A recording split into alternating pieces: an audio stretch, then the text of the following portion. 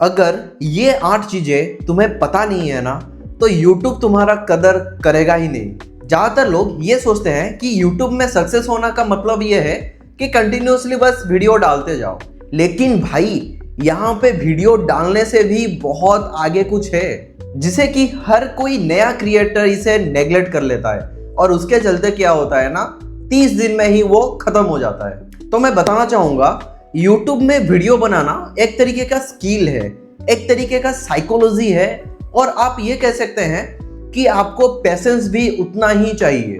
और वीडियो बनाने के साथ साथ आपको ये भी देखना है कि YouTube सिर्फ अपलोडिंग का गेम नहीं है, ये आइडेंटिटी का गेम है। तो दोस्त, ज्यादातर बिगनर यूट्यूबर क्या सोचते हैं कि YouTube में सक्सेस का मतलब ये है कि वीडियोस वायरल जाना, लाखों में व्यूज होना और बहुत सारे सब्सक्राइबर्स होना। लेकिन सच्चाई कुछ और है भाई। सच्चाई ये है कि YouTube में आपको सिर्फ वायरल जाना नहीं है, YouTube में आपको एक सस्टेनेबल ग्रोथ चाहिए होता है।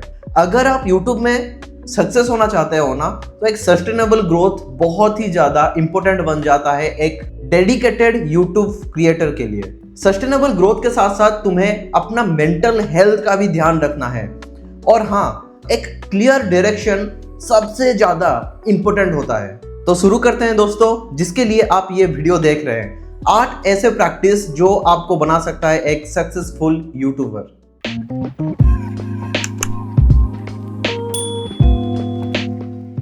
अगर तुम्हें यह बात पता है, व्यूअर कभी भी पूरा वीडियो देखने के लिए नहीं आता, क्योंकि हर एक वीडियो में उसे एक पोर्शन ही चाहिए होता है जिसका उसे नीड है। अगर वीडियो का जो शुरुआत है वो स्लो होगा, अगर एनर्जी लेवल लो होगा और अगर क्लैरिटी ही नहीं रहेगा वीडियो में, तो जायज है कोई भी व्यूअर देखना नहीं चाहेगा। तो दोस्त, अब तुम ये सवाल पूछ सकते हो, यहाँ पर किस तरीके का प्रैक्टिस चाहिए। हर एक वीडियो का ओपनिंग अलग से लिखो और उसका जो बॉडी है वो बाद में लिख लेना, क्योंकि जो हुक होता है ना, यानी कि जो स्टार्टिंग के 10 से 30 सेकेंड, वो सबसे ज्यादा क्रूशियल होता है। वहीं पे ही एक व्यूअर ये डिसाइड कर लेता है कि ये वीडियो मेरे लिए है या फिर नहीं है।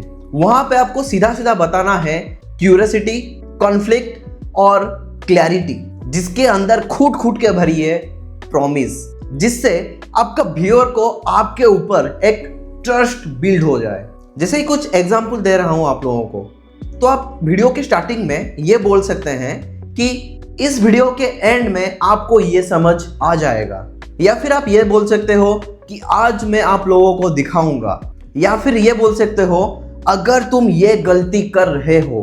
तो ये जो कुछ लाइंस में आप लोगों को बोला ना, ये एक तरीके का क्यूरियोसिटी बिल्ड करता है एक व्यूअर के अंदर। जनरली ज्यादातर बिगिनर क्या करते हैं, फिलर वर्ड्स यूज करना शुरू करते हैं। Hello friends, welcome to my channel, I am so and so. And इससे क्या होता है, जो व्यूअर होता है ना, वो बोर हो जाता है फ्रॉम द वेरी बिगिनिंग। सीधे पॉइंट पर आओ, अपना जो हुक है ना उसे स्ट्रॉन्ग रखो। अगर आपका हुक स्ट्रॉन्ग रहेगा ना, तो अपने आप ही जो पूरा वीडियो है वो चलेगा ही चलेगा। अगर हुक वीक है तो पूरा आपका एफर्ट बर्बाद ही जाएगा।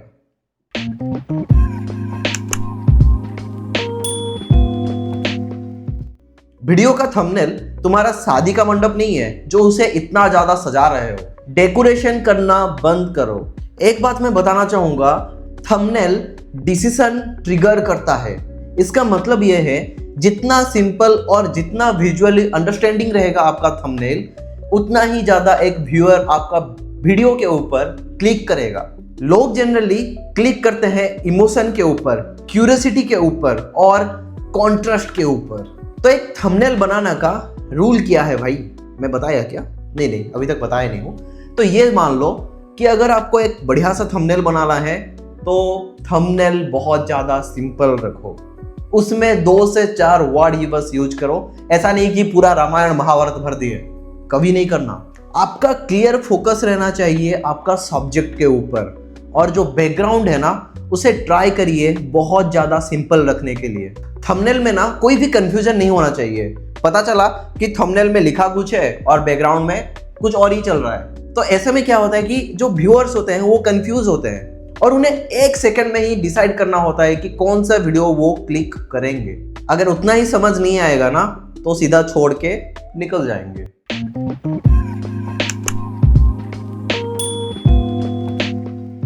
और एक गलती जनरली बिगिनर्स क्या करते हैं ना, वो परफेक्शन चाहते हैं। लेकिन दोस्त, परफेक्शन कभी भी एक दिन में नहीं आता। लेकिन हाँ, टाइम के चलते आप अपना वीडियो को बहुत ज्यादा इंप्रूव कर सकते हो। जब तुम हर एक वीडियो बनाते हो ना, खुद को बस 3 सवाल पूछना। हुक कितना ज्यादा स्ट्रांग था, रिटेंशन कहां पर ड्रॉप हुआ, और थंबनेल का जो क्लिक थ्रू रेट है वो कितना ज्यादा वर्थी था। और ट्राई करो हर एक वीडियो के बाद अपना जो ऑडियो क्लैरिटी है उसे इंप्रूव करने का, अपना जो लाइटिंग है उसे इंप्रूव करने का, अपना जो कैमरा एंगल है उसे इंप्रूव करने का। जनरली हम कहते हैं ना कि YouTube के ऊपर कंसिस्टेंट रहो, लेकिन भाई ये जो बात है ना, इसे थोड़ा समझना होगा। कंसिस्टेंट का मतलब ये नहीं है कि आप जिस तरीके का वीडियो आज अपलोड कर रहे हो उसे ही कंटिन्यू करो ना, ऐसा करना नहीं है। बल्कि आपको प्रोग्रेस रिपीट करना है। जितना ज्यादा आप प्रोग्रेस रिपीट करोगे उतना ही ज्यादा आप एक बेहतर वीडियो रिलीज कर सकते हो।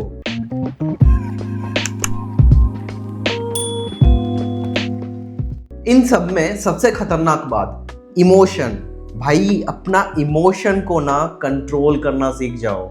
अगर आप YouTube में कदम डाल दिए हो ना तो इमोशन का तो धजिया उड़ने वाला है। क्योंकि YouTube जो है ना वो एक इमोशनल रोलर कोस्टर है, कभी ऊपर जाएगा कभी नीचे जाएगा। और गलती से भी तुम नंबर्स के साथ इमोशनली अटैच हो गए ना, खत्म। यहाँ पर आपको एक प्रैक्टिस बिल्ड करना होगा। एनालिटिक्स कुछ लिमिटेड टाइम में ही देखा करो। ऐसा नहीं कि बस लगे रहे। कुछ घंटा नहीं मिलेगा तुम्हें यहाँ पर। अगर एनालिटिक्स देखते रहोगे ना पागल हो जाओगे फिर। और हाँ, वीडियो डालने के बाद ना कभी भी तुरंत उसके ऊपर जज मत करना। हो सकता है कि वो वीडियो आज के आज ही चल जाए, या फिर हो सकता है वो वीडियो 3 महीने के बाद चले।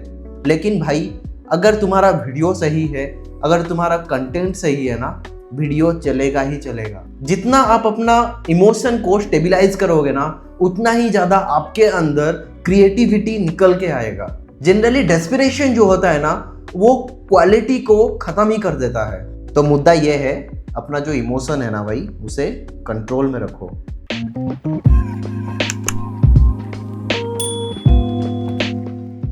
व्यूअर्स रुका कि नहीं, यही गेम है भाई।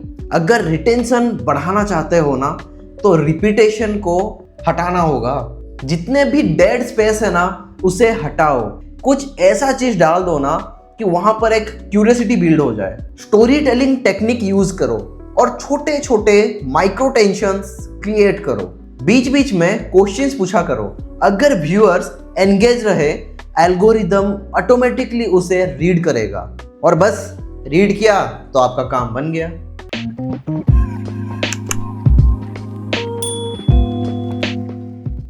ज्यादातर लोग क्या करते हैं ना, जो सक्सेसफुल क्रिएटर्स हैं उन्हें कॉपी करना शुरू कर देते हैं। भाई कॉपी कट बनना नहीं है तुम्हें अपना आइडेंटिटी बिल्ड करना होगा।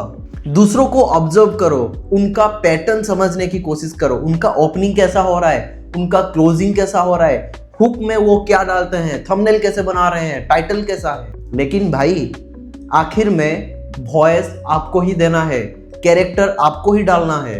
तो कोशिश ये करो अपने ही कैरेक्टर में रहो, अपने ही वॉइस में रहो और ऑडियंस को आपका आइडेंटिटी बताओ।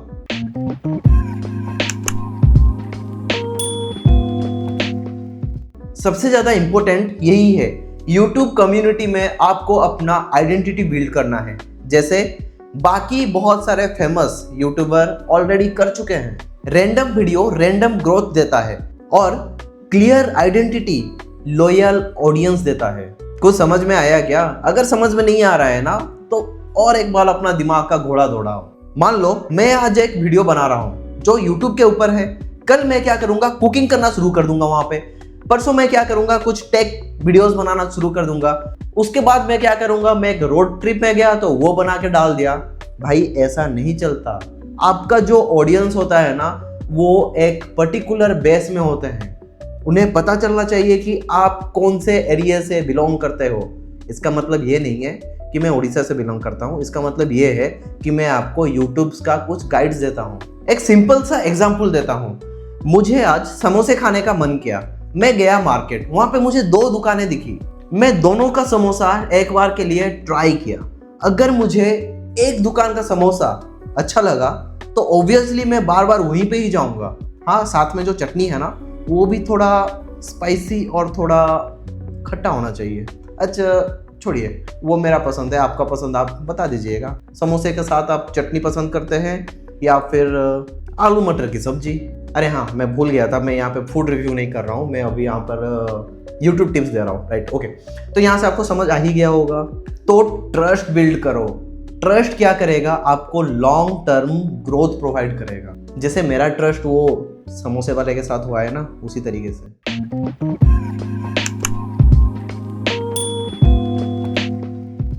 ज्यादातर जो बिगिनर्स होते हैं ना वो ये सोचते हैं कि YouTube एक शॉर्ट रेस है, लेकिन ऐसा नहीं है भाई। अगर तुम ऐसा सोच रहे हो ना तो 30 दिन के अंदर ही YouTube तुम्हें तोड़ के रख देगा। मेंटली आपको इतना ज्यादा तोड़ेगा ना, फिर आप कभी YouTube में कदम रखोगे ही नहीं। YouTube एक लॉन्ग मैराथन है, यहाँ पर आपको पेशेंस रखकर काम करना होगा। 100 वीडियोस का टारगेट रखो, 6 से 12 महीना कमिटमेंट दो, और जो क्विट का ऑप्शन होता है ना उसे पहले डिलीट करो। रिमूव नहीं, पूरा डिलीट ही करना है। ग्रोथ बहुत ही ज्यादा स्लो होगी। कभी कभार ऐसा लगेगा ना कि कुछ हो ही नहीं रहा। अगर तुम टिक गए ना भाई, तो मैं यहाँ पर गारंटी देता हूँ तुम इंप्रूव करोगे ही करोगे। सक्सेसफुल यूट्यूबर कभी भी अपना टैलेंट से नहीं बनता। हाँ, कहीं पे टैलेंट काम आता है, लेकिन उसके ऊपर भी होता है आपका माइंडसेट, डिसिप्लिन और सेल्फ कंट्रोल। अगर तुम ये 8 प्रैक्टिस फॉलो करते हो ना भाई, तो ग्रोथ जो है ना वो आपका कदम चूमेगा। स्टार्ट योर क्रिएशन उन लोगों के लिए है जो जिद्दी हैं। अगर तुम जिद्दी हो ना तो अभी का अभी तुम्हारा फर्स्ट वीडियो अपने कैमरा या फिर अपने स्मार्टफोन पर रिकॉर्ड करो और उसे डाल दो यूट्यूब के ऊपर। और हाँ, बस एक वीडियो डाल के ना चुपचाप घर में बैठना नहीं है, आपको कोशिश करते रहना है, वीडियोस डालते रहना है, इम्प्रूव करते रहना है। और हाँ, हर एक वीडियो में ना लाइक, शेयर एंड सब्सक्राइब कहना मत भूलो। और आपको पता ही है मैं क्या बोलना चाहता हूँ फिलहाल। जाते जाते कर लेना भाई, थोड़ा हम पे भी मेहरबान हो जाओ। तो फिर से मिलते हैं दोस्तों कुछ नया इन्फॉर्मेशन एंड आइडियाज़ के साथ। तब के लिए बने रहिए स्टार्ट योर क्रिएशन के साथ।